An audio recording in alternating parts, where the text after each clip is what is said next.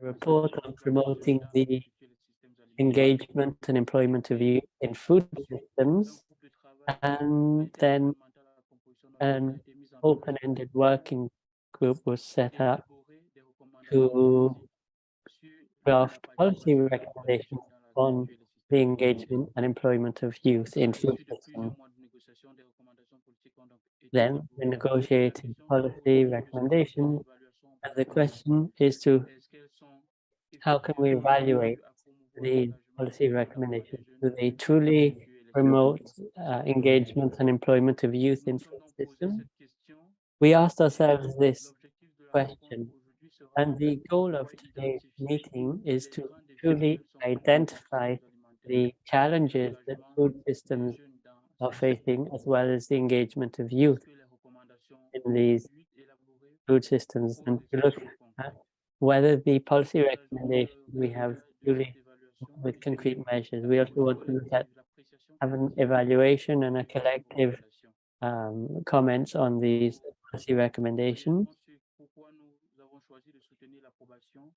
That is why we finally decided to endorse this process, and we'll push for our comments to be heard in the plenary. So during this discussion, we will delve into different aspects of this collective assessment, and we will focus on our text. Our event will allow us to ask our speakers some questions to see whether the policy recommendations are useful for the true meaningful engagement of youth, to look at whether there are any specific needs that will help them engage. This is the only side event focusing on an evaluation of the policy recommendations on youth, so it's a very important side event.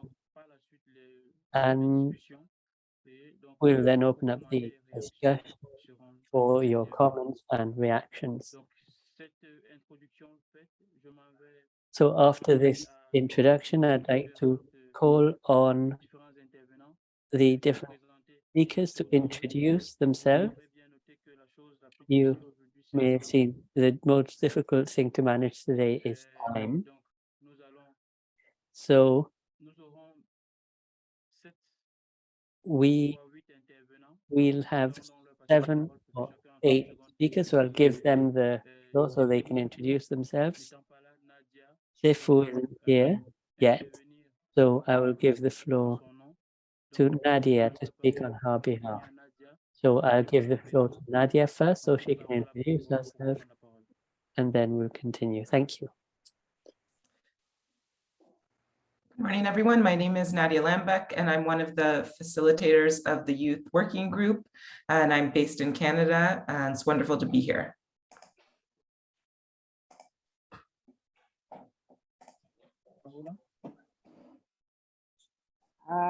Good morning, everyone. My name is Paola. I'm based in Italy, and I'm part of European coordination via Campesina, the Youth Working Group, and Ari, which is one of the members of ECVC in Italy. Thank you.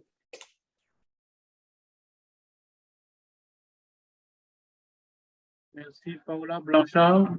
Thank you. Bianco Kiongo.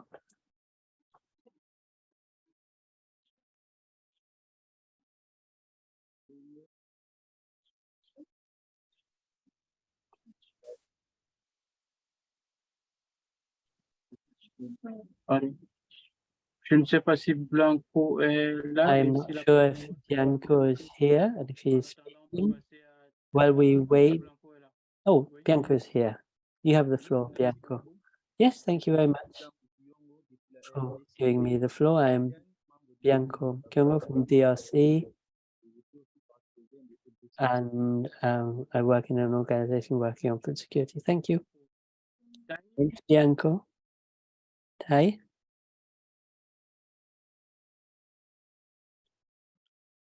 Tyler?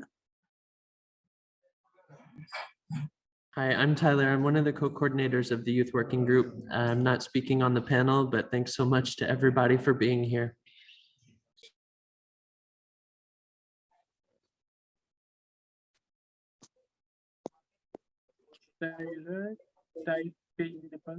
Moyad, next, while we wait for time. Good morning, everyone. I am Moyad from the occupied Palestine. I'm representing La Via Campesina in Arab region and North Africa, and also I am from coordination committee of landless working group.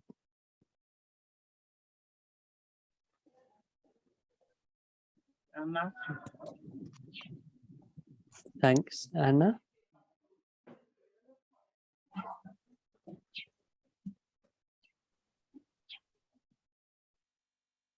Anna.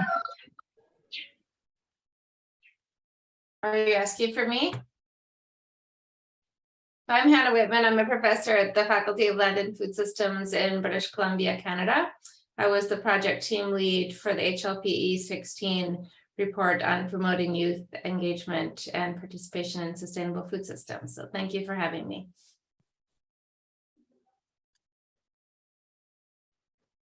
Merci, Anna. Michael Fakri. Thanks, Hannah. Michael next. Michael Fakri. Michael is not yet here. He's arriving later. The Vice Minister of Mexico, Victor Suarez, is here already.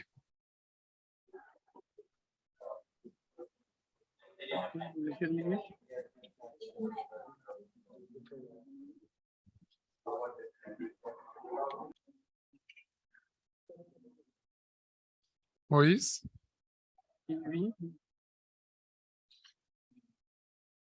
Could you hear me? Yes. I think you can go next to Victor Suarez, who is the Vice Minister of Agriculture of Mexico. He could introduce himself. He's here with us. Victor, ¿te puedes presentar?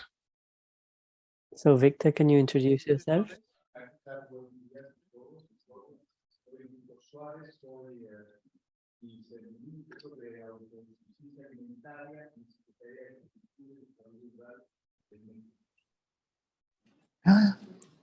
Vuelvo a repetir. Hola, ¿qué tal a todos, a todas presentes y en Who la are red? here in the room and those following us virtually. My name is Victor Suarez Carrera. I'm the Vice Minister for Food Self-Sufficiency within the Ministry of Agriculture and Sustainable Development in Mexico. It's a pleasure being in this session of the Civil Society and Indigenous Peoples Mechanism. Thank you. D'accord, merci à tous d'avoir bien voulu. Okay, thank you all very much for those introductions. We are running slightly late, so we'll be giving the floor to moving on to the first part of this side event. The first question I would like to ask Nadia is, what are the positive points in the policy recommendations that have been drafted so far? Thank you so much, Moise. So while there are many caveats in the document and there are challenges, we do think that there are some places where there is good language in the document. And if this language were to be adopted into policies by governments, we do think that some of these recommendations will actually help the engagement of youth in food systems to truly expand and to better engage youth. So let me just identify a few of those in the quick moments I have.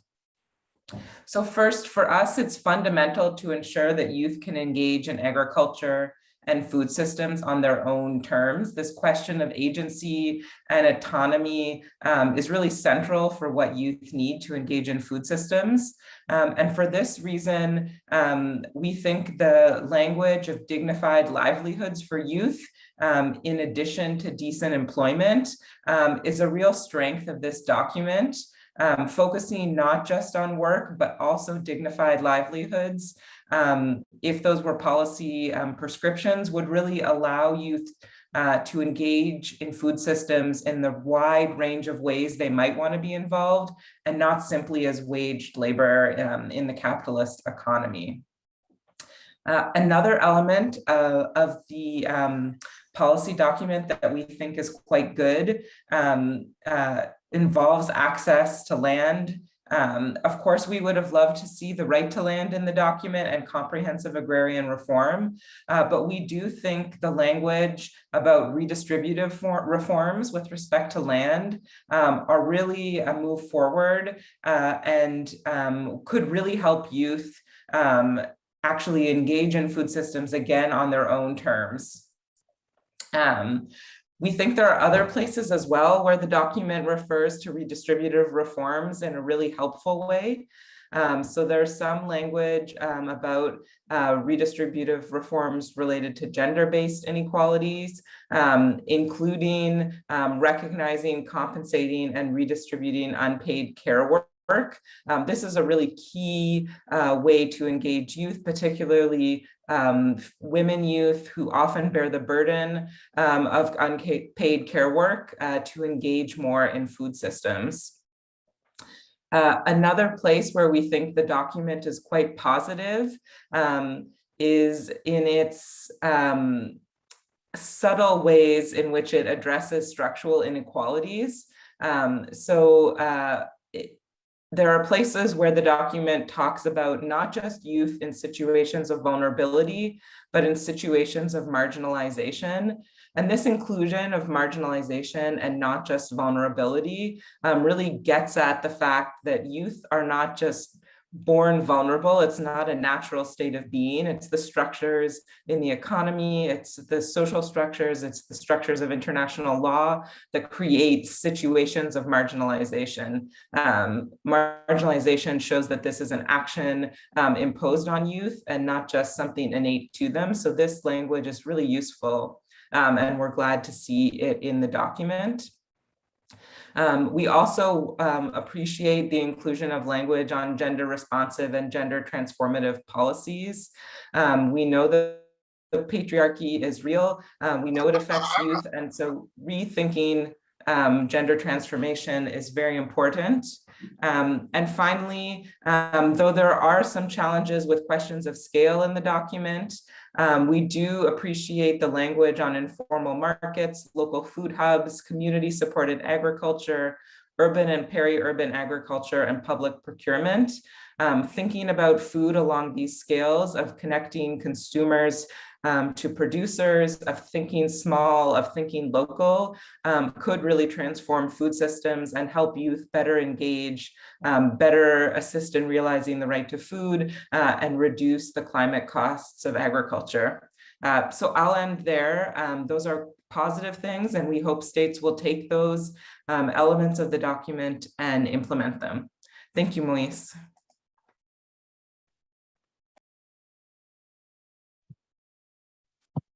Merci Nadia. Thank you so much, Nadia. With regards to the positive language in the policy recommendations, with regards to access to land or reducing inequality and marginalization and vulnerability, and to have policies that put people first. We are running slightly late, so I will give the floor to Paola for her to share with us what we find is lacking in these policy recommendations. Thank you, Moise. Yeah, with regards to what is missing in the document, the first element which weakens the whole document is the absence of the term peasant, meaning that peasant youth, a category in which my constituency identifies itself with, is not acknowledged, meaning that we are not considered recipient of these policy recommendations. Yet, the rationale talks about the importance of recognizing aspiration, needs, and experiences of youth across the globe. But we wonder which youth are we talking about? Because if we are not recognized as recipient, then we will not be consulted when these policy recommendations are eventually implemented. And this means that if we feel that our rights are violated in words or in practice, then we are not in the position of saying it, because who will listen to us? The opposition that we faced to include the word peasant in the document is in line with the difficulties that we face to give legitimacy to the United Nations Declaration of the Rights of Peasants and other people working in rural areas, which in fact we only managed to include as a footnote in the document. So talking about human rights, if we take the example of access to land, that is one of the major barriers preventing young people from accessing food production. The document recommends to respect tenure rights and support youth access to land, but fails to recognize that access to land is a human right that we have as peasants. And we have been trying very hard to include the right to land in the document, but we failed. And together with the right to land, other human rights are missing, including the right to education, health, housing, decent working conditions, and human rights. But we believe that the document should recommend states to realize human rights and not simply improving access to something. The exclusion of peasants has impacts on the realization of food sovereignty, which is another missing word in the document. Yet food sovereignty is absolutely key for enhancing youth engagement in food systems, because it guarantees our right to participate in decisions which will eventually affect us youth. And here we want to say it very loud and clear: nothing about us without us. We want to participate in decision-making processes at early stages, participate in person and not virtually, have sufficient time to inform ourselves, organize and ensure inclusive participation of our youth. And these are for us unquestionable requirements to make youth agency only a possibility, not even a reality. Youth agency becomes a reality when we feel that we have true ownership of food systems, ranging from owning the means that we need to produce food to owning the decision processes which shape our food systems. Because until then, we will continue talking about youth washing, paternalism, and patriarchy. But we want a feminist approach to youth engagement in food system. And this is not what we see in the document at the moment. And finally, talking about youth agency, the document put emphasis on youth agency in the context of innovation, but this holds the risk of instrumentalizing youth to push for a corporate-led agenda. And what I'd like to say to the adults who were part of the process with us is that before recommended to make youth better agents in innovation, please ask us which kind of innovation we want. Because for us, innovation must be grounded in agroecology, but the importance of agroecology at the moment is not given the needed visibility and legitimacy in the policy recommendations. Thank you so much for the floor.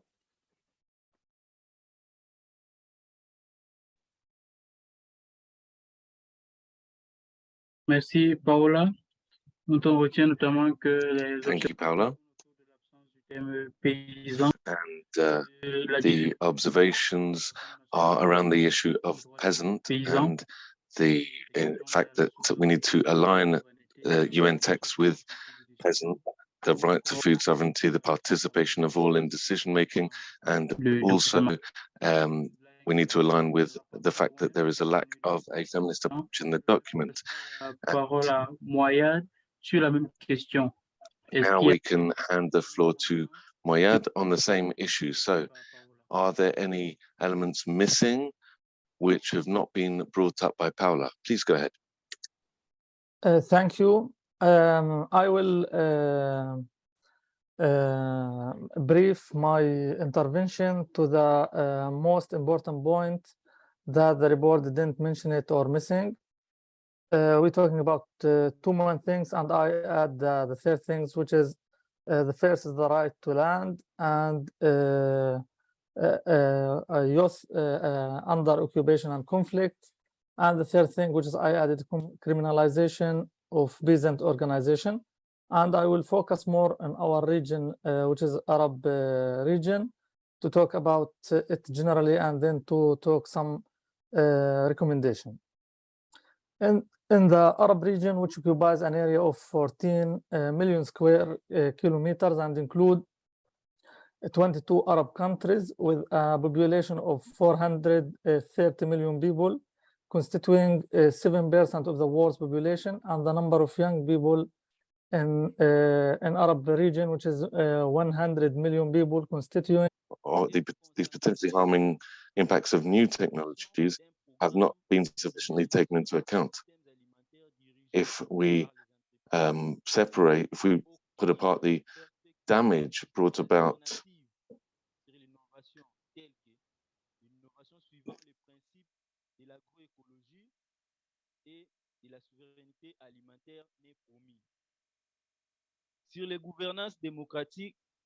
as for democratic governance and the participation and leadership of youth, the participation of youth in decision-making spaces and in governance mechanisms.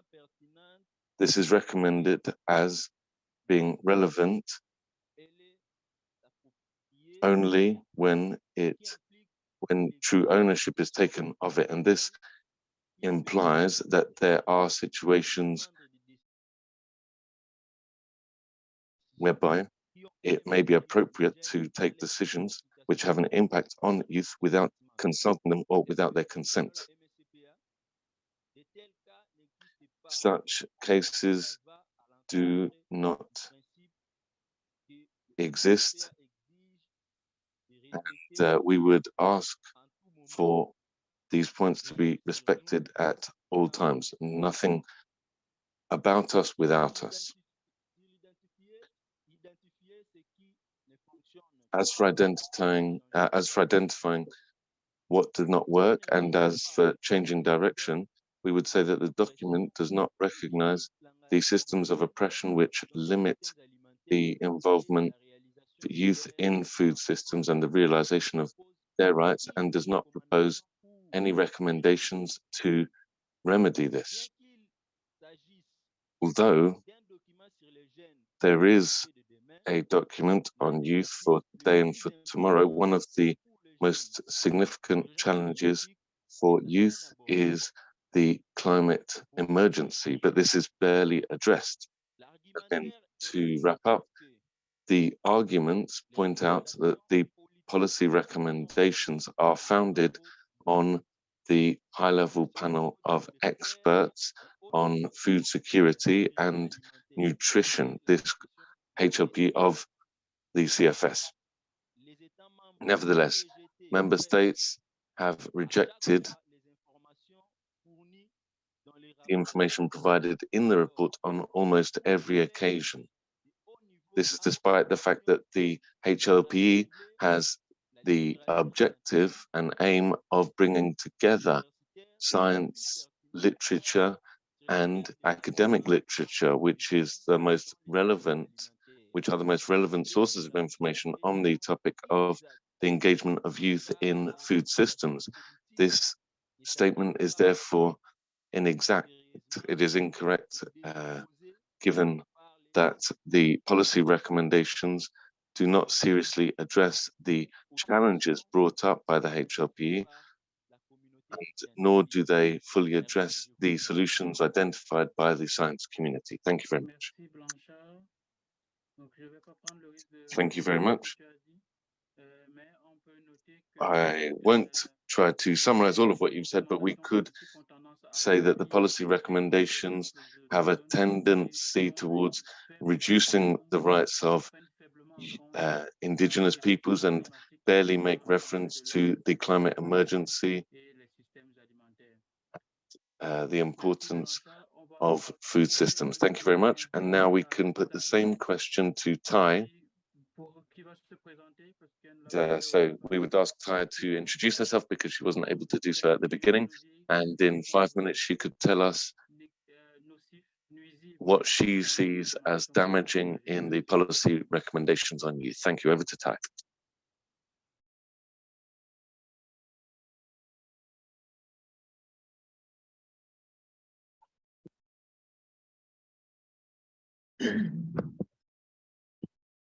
Thank you, relatives. Taiwei, good day. Just for the essence of time, I will go directly onto two particular issues. But first, I want to thank you for giving me, inviting me to share space and information with you. And I stress the importance of intergenerational dialogue. So I feel extremely honored that I was invited for this side event. And so I want to go directly, and I will be addressing two subjects as they relate precisely on what is harmful. Can you hear me?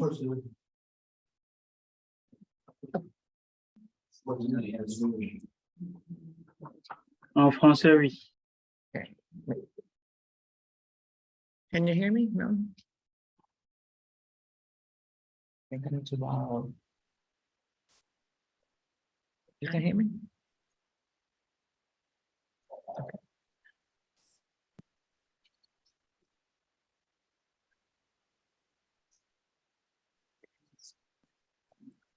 Okay.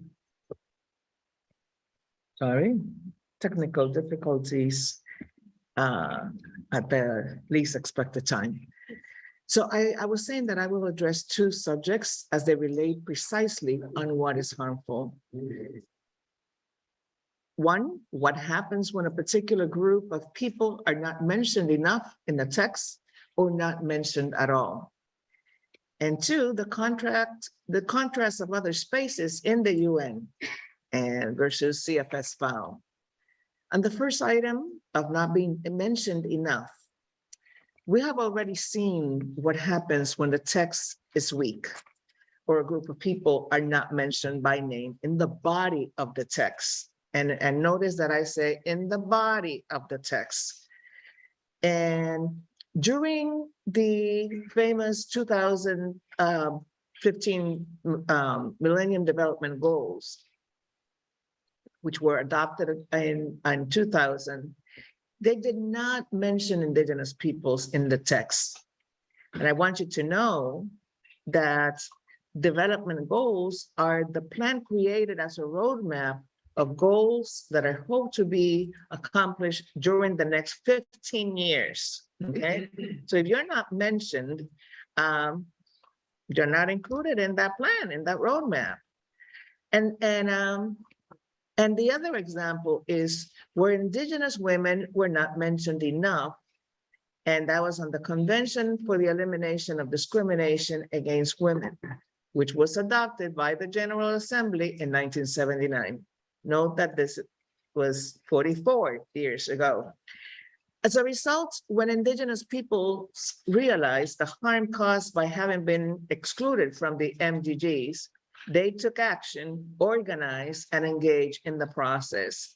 And while we were not mentioned at all during the 2000 Millennium Development Goals, and they had to, or we had to negotiate during the entire process, we went from not being mentioned at all to being mentioned 4 times for the SDGs, the Sustainable Development Goals. And still we were shooting for more, but at least we negotiated and were able to get the 4. The other example, like I mentioned, is the Convention on the Elimination of Discrimination on Women, adopted 44 years ago, and indigenous women were not being mentioned as distinct peoples. And the contention was that, well, they're already included as rural women. and indigenous peoples are distinct peoples, and that's why this mechanism is called the civil society and indigenous peoples, right? And what ended up happening was that it didn't work. So due to the increasing cases of discrimination and violence against indigenous women, I will tell you that we, 2022, are creating what's called General Recommendation number 39, so that we can add it to the Convention for the Elimination on Discrimination Against Women. What does that tell you? 44 years later, we have seen that if we were not mentioned by name, we are not included, and we have to deal with the issues that that represents. So my question to you would be, do our youth want to wait 15 years, 44 years? It's up to you. And the other thing that I wanted to mention was the contrast between UN Spaces and CFS and FAO regarding inclusion and respect for other ideas and projects. And I want to tell you that the Global Indigenous Youth Caucus has become throughout the years the best, and this is just an example, the best caucus in the space of the UN Permanent Forum on Indigenous Issues. And many of the participants have been able to go into other areas, and Carson is one of them. Carson was one of my mentees through our project, Tribal Link Foundation's Project Access, and I can tell you that from the very beginning, he received very good training, but he had great disposition to learn. And eventually, the youth organized to such degree that they received collaboration from the Columbia University. Somebody's having a conversation. Figure out what to do. See you. No, Okay. continue. Okay, thank you. So they ended up doing a collaboration with the University of the Columbia University in New York, one of the most prestigious universities in the area of law. And the indigenous youth were able to write their own book and their perspectives. So it's a very empowered space. And I want to tell you that don't think for a second that they didn't have their bumps, but I can tell you that throughout the years, we went from the youth risking their own organizations of being banned by the UN because of some behaviors that took place. But after negotiation, that didn't happen. And look at what I'm telling you now. They continue growing and making great strides. At that time, the intergenerational relations also had a lot to do. So what I want to say is that this is just a bump. But I'm showing you that it's unfortunate that the CFS has not included the youth in their report. However, I want to tell you, do not for anything give up, stay resilient, and collaborate. I think network is of the essence in these spaces. Make the connections not only with the people in here, but also with other youth that have had positive experiences in other spaces so that you continue forward. So Hahom, thank you.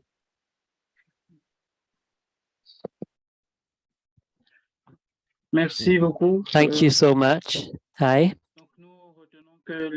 So what we stay with from your words is that there's a risk that there may be a sense of exclusion growing among you. So we will now open the floor to reactions.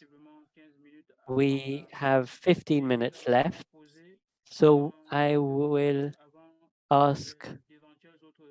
give 3 minutes to hear from the reactions of the HLPE team, also from the UN Special Rapporteur on the right to food, and the representative from the Mexican government. So, Hannah, can you share with us the opinion of the HLPE with regards to these policy recommendations and the observations made by the youth group? Great, thank you so much. Thank you for your close attention to this really important policy engagement process. As we emphasized in the development of the HLPE 16 report, these speakers today have also clearly highlighted the importance of recognizing the leadership, the knowledge, and agency of diverse youth identities, women, Indigenous peoples, and other intersectional positionalities. These roles are so important to identify and enact concrete solutions to the biggest challenges to our global food system. These are climate change, biodiversity loss, and social and economic inequality. My comments on the policy recommendations, I'll have 4 quick points. One is, as part of the policy implementation process, I hope that member states can identify specific mechanisms to ensure the human right to education, health, water, land, etc., for all peoples, including in particular women and Indigenous peoples, rather than having generalized proposals to incrementally improve access, especially in situations of extreme inequality. In other words, these assessments and implementation mechanisms must consider how intersectional identities structure access, taking a rights-based approach to the redistribution of power and resources will hopefully facilitate better inclusion. Second, beyond implementation, states must work to identify accountability and evaluation mechanisms, including those that support other state-level commitments to address climate change. For example, youth organizations have been pointed out are active in designing and implementing agroecological and regenerative approaches to agriculture that support these commitments. State investments in sustainable farming should carefully assess the cost-benefit ratios of different farming practices and novel technologies in terms of their ability to address the climate and biodiversity crisis, along with supporting improved labor practices, job quality, and dignified livelihoods. So agroecology, data sovereignty, and data justice should be prioritized as part of an evaluation and accountability metrics for these policy proposals. Third, resource redistribution must take place to more clearly recognize and support diverse ways of knowing, especially those that are led by peasant, Indigenous, and local communities with deep knowledge of climate change adaptation methods and other forms of social and agroecological innovation. Finally, the discussion today has clearly highlighted the role of youth as active political subjects. Youth are important voter constituencies in most countries, and we have seen their leadership across the globe in demanding and instigating political change. They have access to more networks and more information than ever before in history, integrating intergenerational local knowledge with the latest innovations from the global digital community. Youth are the current and future guardians of the common sources of life. As we have pointed out in the conversation, our land, fisheries, forests, biodiversity, and our climate. Their role and agency in implementing sustainable food systems needs to be protected and resourced, and youth should always be consulted on issues that affect them. Thank you. Okay. Merci beaucoup, Anna. Thank you so much, Hannah. Michael, next. You could react. The floor is yours. I apologize, I'm in a hallway, so it's a little noisy in the background. What I'm going to focus on is what I learned from the process behind the negotiations. And I want to thank all the youth negotiators. I learned so much for them over this past year. First, I want to describe the dynamic that's just underlying always in all CFS processes. Something I always have to remind myself is that member states and diplomats come to these negotiations to compromise. Whereas what I've learned from the CSIPM is that people are coming to seek justice. And that dynamic is always there. And I don't want to say it's an opposite or it's intention. It's the complexity of what's there. So from a diplomat's perspective, I think these negotiations would probably be considered a success. But from a food system transformation, if we are here to make food systems more just and equitable, what we've heard today is it's a lot more mixed. And I really commend the CSIPM youth constituency for their nuanced and sophisticated position regarding the policy recommendation. It sits in this dynamic. It appreciates the role of the diplomats, but it doesn't give up on the commitment to justice. This is a very mature position. But it's for this reason I also, and I want to make sure that my remarks are not necessarily a criticism of individuals in any particular way. But what I think I'm hearing today, and I've heard from before, is that the process should have reflected the recommendations themselves. There's a disconnect between what the policy recommendations are putting forward and how the process itself was led. I want to focus on one aspect, the element of democratic governance, participation, and youth leadership. So the language the final language is that the policy recommends support and encouragement for equal, non-discriminatory, and meaningful youth participation and leadership. So I'm building on Hannah's point of youth power and agency. So meaningful youth participation and leadership in organizations, as well as in governance mechanisms and decision-making fora at all levels, and unfortunately includes as appropriate. Well, look, let's keep that word appropriate for now. It's there. You know what's the most appropriate forum is the CFS itself. What would it mean for the CFS to take seriously its own recommendation and rather complain about the policy instruments are not being implemented by others and implement its instrument upon itself? So what I'm hearing today, and I have to admit, I am thinking out loud that I am inspired by everyone today. What would it mean for the MyPow negotiation process in a year to be youth-led? What would it mean for the youth to set the agenda for the CFS for the next 4 years? I'm more than happy to make strong arguments why that is appropriate, if not just appropriate, but absolutely necessary. But I will follow the youth wherever they want to go on this issue. Thank you very much.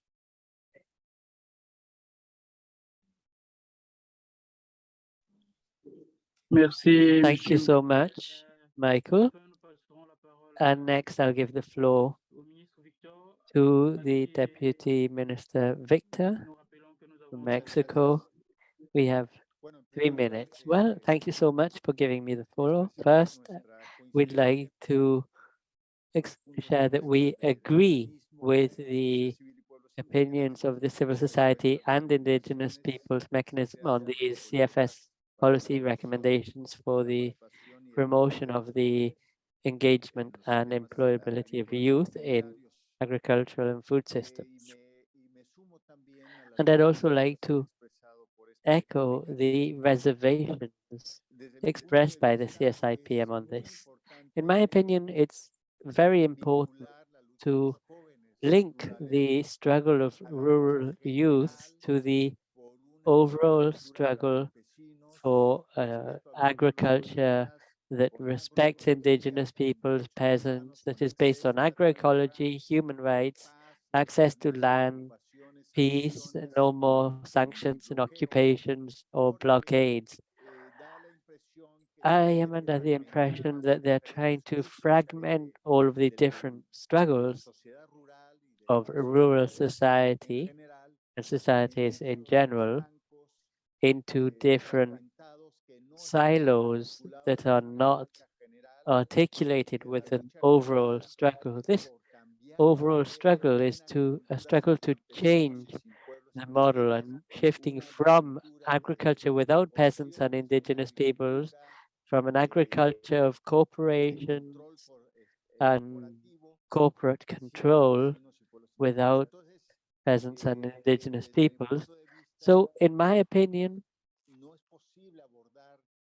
we cannot deal with the problems that youth are faced with individually. We have to see them as part of a collective, as part of indigenous peoples and peasants, and the sense of belonging to these communities and the perspectives of these youth is that they need to be part of their community. They have the collective subjects, and they have, when it comes to access, they need access to land. This is essential. Also, the perspective of rural youth, it's not that they want to be employed in agriculture or temporary workers. They have to be able to reap reduce the peasant and indigenous forms of agriculture that are based on ownership of land. This is a central demand put forward by youth.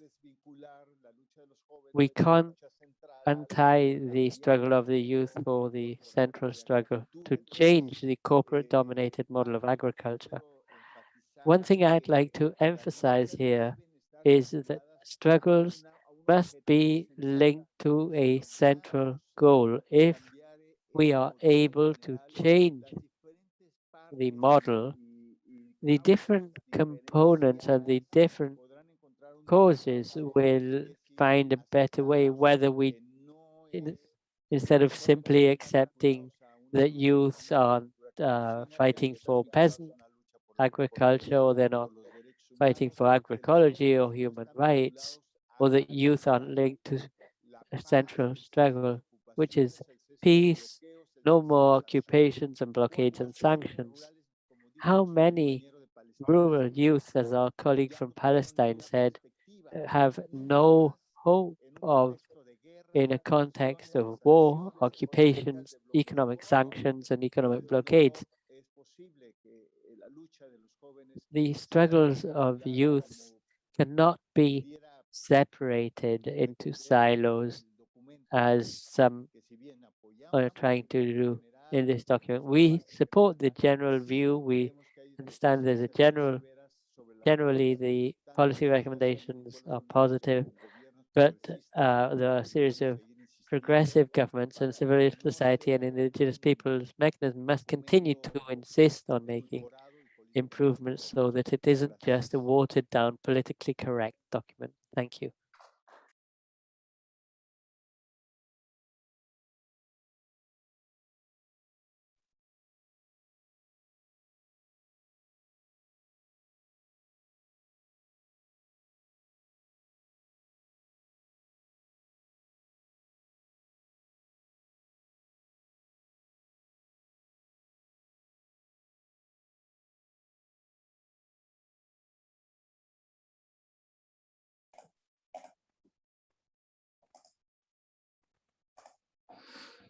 I think our moderator has dropped from the call, so we have 4 minutes left. We can take probably one reaction from the floor, and then I can give one final word to our panelists. Thank you, Michael, Hannah, and Victor, for your really thoughtful responses to our comments today. I can't see if anybody has their hand up, but maybe Julia from the Secretariat. Is there anyone from the floor that wants to speak that I can't see? Musa? Musa, okay. Musa, can you come speak from Julia's microphone?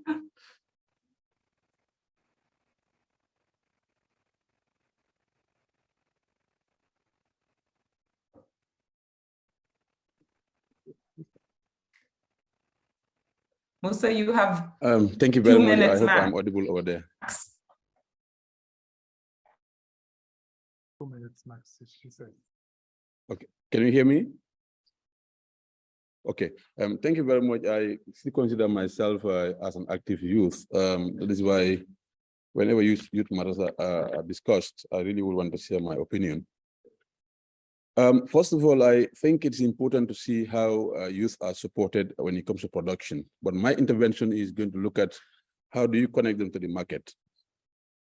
The policy recommendations should look at entrepreneurship, for example. It should look at economic initiatives. How do youth have regular income? That's very, very critical. And then again, getting to the international market is crucial and important, but I think this is where the standardization and quality control also comes in. The policy should also look at standards, should also look at qualities. We want to see how youth can connect to the market. What are the issues that would be a challenge for them to connect to the market? That's what we need to look at. This is where I mentioned that the economic initiative is very, very crucial to really have youth also connected. The policy also should recommend or include the entrepreneurs, for example. I think it's crucial that those things are also addressed in the policy recommendation. Thank you. Thank you, Musa. Okay, I'm going to give our panelists, you have 20 seconds maximum each to say your concluding remarks. And I'm going to cut you off if you go longer because we have 2 minutes. So Paula, and then Moad, and then Blanco, Tai, and Seifu. Okay, go ahead. Thank you, Nadia. Thanks for creating this space to discuss and reflect together. I would like to close by inviting us all and all the youth that are following us to now move and follow the implementation phase of this policy document by starting from the local level, no? By joining the participation process from the bottom up and try to follow what is happening around you, gathering with the young people that are around you, and to feel that you have the right to be there always and to always have your say as youth. Thanks a lot. Thank you. Moad, go ahead. Thanks a lot for this opportunity, and I am confirm again that the issue of youth under occupation should be always on the head of the policies, especially for the youth working group. And this is kind of appreciation for the youth working group for these efforts. Thank you. Thank you, Moad. Blanco, go ahead.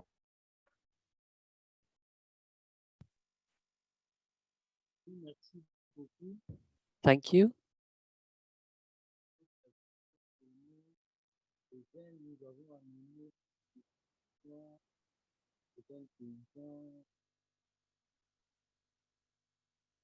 Apologies, Blanco's sound is very, very low. Thank you. Yes, no, it's okay. He's turned off his camera. It's okay now. Thank you. I think young peasants have to come together locally, regionally, internationally.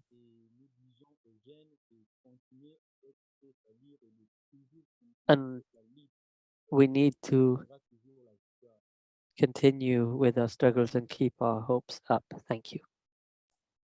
Thank you, Blanco, Tai, and Seifu. Super quick. Yes, I will give you some words that are important. Resilience, networking. Whenever you have an opportunity to be in these big spaces, make sure that you connect with other indigenous people, other peoples that are young from the different groups. So thank you. Ahom.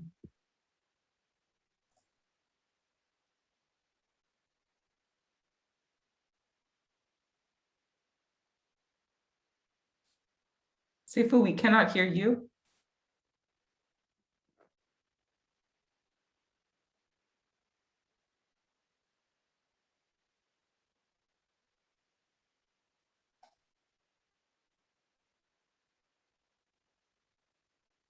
While we're waiting for Seifu to take her microphone, I want to thank you all for being here today.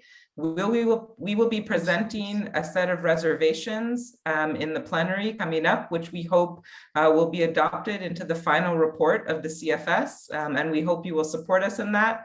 Seifu, final word, and then we end. Thank you. I hope you can hear me now. Thank you. So thank you for all the people who have supported us and all the voices of the youth that have been raised here today, because they are the voices of all the youth as a collective, and the youth should be seen as part of the collective. And I want to echo the reservation that links the struggles of the youth and the struggles of agriculture, that link agriculture to the rural peoples, to the peasants, to the indigenous people, to human rights, and to occupied territories. And to ask all of you today during our intervention to join us as we endorse the voices of the youth, for us to be able to be heard and to have a voice, and for our reservations to not just be a footnote, but for us as young people to be able to be visible and our voices to be heard. So thank you all so much for being here today. So.